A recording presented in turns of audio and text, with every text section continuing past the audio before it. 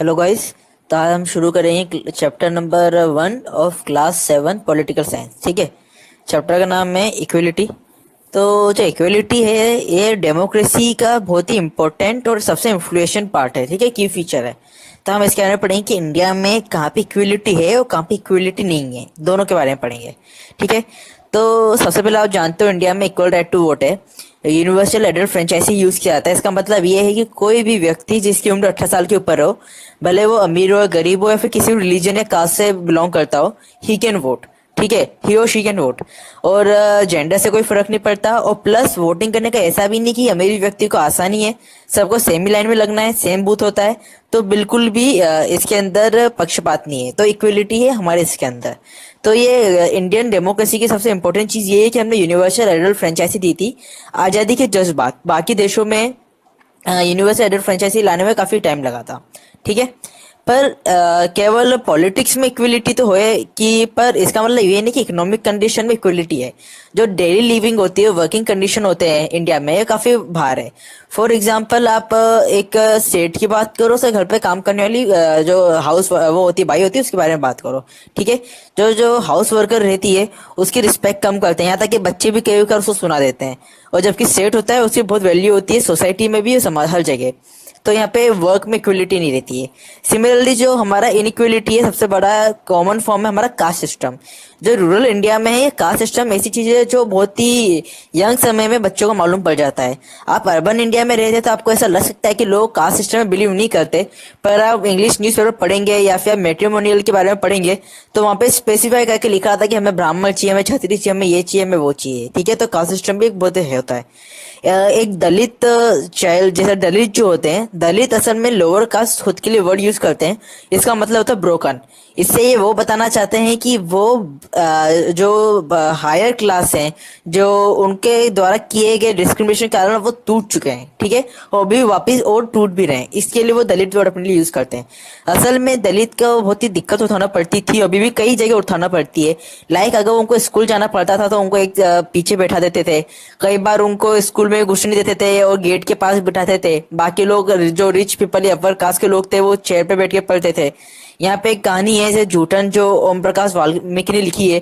इन्होंने अपने बचपन की बात बताई थी कि उनको उनके जो स्कूल टीचर थे उन्होंने उनको एक बार ग्राउंड की सफाई करने को बोलती थी। ठीक है। और वो ये काफी यंग थे करने के लिए, तो उनको काफी चक्कर वगैरह आ गया था। प्लस उनको पानी पीने के लिए मना कर दिया था। फिर उनके पिता ने ये सब देखा, उन्होंने फिर टीचर को कन्फ्रंट किया। ठीक है। सिमिलर स्टोरी हम भी पढ़ सकते हैं जो शहर में होती है कि एक अंसारी ये थे, ये लोग मकान ढूंढ रहे थे उसके लिए, रेंट के लिए। पर इनका पैसे भी था। ये जब देखने गए और लोगों ने इनका अंसारी वर्ड सुना, तो क्योंकि ये लोअर कास्ट से, तो लोगों ने उनको रेंट से देने से मना कर दिया था। ठीक है। तो काफी इनइक्वलिटी हर जगह देती है। तो अगर कास्ट हो गया, रिलीजन हो गया, फिर क्लास बैकग्राउंड हो गया, मतलब अमीर हो गरीब हो, इसके कारण देश बहुत बटा हुआ है और अनइक्वलिटी इंडिया में हर जगह है। ठीक है।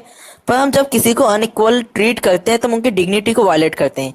लाइक अगर कोई दो बच्चे खड़े हो, मैं एक को भगा दूं ये कहते हुए कि यू आर दलित और you are from lower caste और you are from this religion, तो मैं उसकी डिग्निटी को हर्ट कर रहा हूँ। ठीक है। तो और जब भी मैं उनको इस तरह से बिहेव करता हूँ तो उनको डिग्निटी हर्ट होता है, जिस कारण ऑब्वियसली उनको ऐसा लगता है कि वो इस जगह से बिलोंग नहीं करते हैं। ठीक है। तो हमें ये नहीं करना चाहिए। तो दूसरा हम पढ़ेंगे अब इक्वलिटी इन इंडियन डेमोक्रेसी। जो इंडियन कॉन्स्टिट्यूशन लिखा था, आप भीमराव अंबेडकर जी को जानते होंगे। He was law minister of India, और जो हमारा कॉन्स्टिट्यूशन के फादर कहा जाता है उनको। ठीक है। ही वॉज वेरी इंटेलिजेंट और ही बिलोंग टू दलित कास्ट। ठीक है। तो उन्होंने और बाकी लोगों ने भी कॉन्स्टिट्यूशन में, जितने भी वल्लभ भाई पटेल थे, जवाहरलाल नेहरू, जितने भी कॉन्स्टिट्यूंट असेंबली के मेंबर्स थे, उन लोगों के मन में यह बात तो थी कि हमें इक्वलिटी इंडियन डेमोक्रेसी में लानी है। इसलिए इंडियन कॉन्स्टिट्यूशन में हर पर्सन को इक्वल ट्रीट किया गया है। ये छोड़ते हुए कि किसी भी कास्ट से हो, रिलीजन से हो, ट्राइब से हो, या फिर एजुकेशनल बैकग्राउंड जो भी हो, दे आर इक्वल। ठीक है। तो जो रिकॉग्निशन किया गया इक्वलिटी का, ये कॉन्स्टिट्यूशन के काफी प्रोविजन में लिखा गया है। जैसे पहला प्रोविजन है कि every person is equal before law. मतलब from president to from domestic worker, अगर तुमने कुछ गलती की है, फिर तुमने कुछ भी हरकत की है, तो आप दोनों को सेम लॉ के जरिए आपको सजा सुनाई जाएगी। दूसरा है no person can be discriminated against on the basis of the religion, race, caste, place of birth और जेंडर ओनली। ठीक है। तो आप डिस्क्रिमिनेट नहीं किया जा सकते। जो भी पब्लिक प्लेसेस हैं सबके लिए ओपन है। ठीक है।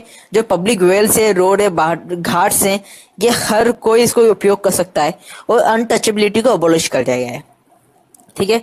अब जो गवर्नमेंट होती है या फिर कॉन्स्टिट्यूशन होता है, ये इक्विटी लाने के लिए कुछ कई बार तो लॉ लिखता है, और दूसरा होता है गवर्नमेंट प्रोग्राम्स। वो प्रोग्राम्स ऐसे होते हैं जो डिसएडवांटेज कम्युनिटीज के लिए लागे किए जाते हैं, ताकि वो एडवांटेज जो कम्युनिटी है उनके बराबरी कर सकें। सेवरल स्कीम चलाई जाती है जिस कारण गरीब बच्चों को पढ़ाना वगैरह हो गया, ठीक है। ऐसी बहुत ही इंपॉर्टेंट स्कीम चलाई गई थी मिड डे मील स्कीम। इसके थ्रू जो भी गरीब बच्चा है वो जब गवर्नमेंट स्कूल में आएगा तो उनको जो लंच किया करवाया जाएगा गवर्नमेंट के द्वारा। ये शुरुआत हुई थी तमिलनाडु में। फिर 2001 में सुप्रीम कोर्ट ने सारी स्टेट गवर्नमेंट्स को बोला था कि आपको सेम प्रोग्राम अपने स्टेट में शुरू करना है इन 6 मंथ्स। इसी कारण ज्यादा पुअर चिल्ड्रन स्कूल में आने लग गए, क्योंकि पहले उनको क्या होता था कि उनको लंच के बहाने घर जाते थे, वापस लौटते नहीं थे। प्लस जो उनकी मदर्स होती थी वो खुद काम करती थी, तो उनका काम इंटरप्ट होता था, क्योंकि उनको घर आना पड़ता था अपने बच्चों का खाना बनाने के लिए। तो ये सब चीजों में सॉल्व हुआ, और मिड डे जो ये है ये काफी सक्सेसफुल प्रोग्राम है। इसके थ्रू कास्ट प्रेजुडिस जो होती है ये भी कम हुआ है। इसका मतलब जो लोअर कास्ट अपर कास्ट जो चिल्ड्रन है साथ में बैठ के खाना खाते हैं, तो इस कारण ये भी जो सोच है सुधर रही हुई है। पर फिर भी इंडिया में काफी ऐसे लोग हैं जो दूसरे लोगों को जो उनके कास्ट या रिलीजन से अलग है उनको अनइक्वल ट्रीट करते हैं। इसका एक बहुत बड़ा रीजन है एटीट्यूड। जो एटीट्यूड है जो एक बंदे का या समाज का, उसको चेंज होने में काफी टाइम लगता है, ठीक है। और जो एक एस्टेब्लिशिंग इक्वलिटी है डेमोक्रेटिक सोसाइटी का बहुत ही कंटिन्यूस स्ट्रगल है, और हर इंडिविजुअल और वेरियस कम्युनिटी ये चाहती है कि उनको इक्वल ट्रीटमेंट दिया जाए। पर ऐसा नहीं है कि क्या हमारी डेमोक्रेसी एक स्पेशल है या फिर इंडिया के स्पेशल कंट्री है जहाँ पे इनइक्वलिटी है। ये सब अमेरिका की बात करोगे, यूएसए को काफी मोस्ट डेवलप्ड कंट्री कहा जाता है, ठीक है, और उसकी इकोनॉमी अभी तक के सबसे बेस्ट है। तब वहां पे भी जो अफ्रीकन अमेरिकन हैं जिनके एंसेस्टर स्लेव्स थे, जिनको अफ्रीका से बुलाया गया था, वो काफी अनइक्वली ट्रीट किया जाता है। यहाँ तक कि इतना कि 1955 में वहां पे सिविल राइट मूवमेंट हुए थे, और 1964 में सिविल राइट्स एक्ट बनाया गया था, जिसके through discrimination on the basis of race, religion और नेशनल ओरिजिन बंद किया गया। उसके बाद भी काफी डिस्क्रिमिनेशन होता है। लाइक अफ्रीकन अमेरिकन चिल्ड्रन, इनका स्कूल अलग सेटअप होता है जहाँ पे फैसिलिटीज कम है, क्वालिफाइड टीचर्स की कमी है, ये सब, ठीक है। तो ये जो चीज है ये डेमोक्रेसी को एक चैलेंज है। एक कोई भी कंट्री कंप्लीटली डेमोक्रेटिक डिस्क्राइब नहीं की जा सकती। इसका रीजन ये है क्योंकि एक अनइक्वल ट्रीटमेंट हर कंट्री में रहता है, और central to this the struggle for the recognition of all person as equal and for the dignity to be maintained. क्योंकि हम किसी को अगर अनइक्वल या फिर तुच्छ ट्रीट करेंगे तो उसकी डिग्निटी हर्ट होगी। आई होप आपको लेक्चर अच्छा लगा होगा। कोई भी दिक्कत हो प्लीज कमेंट कीजिए। Thank you.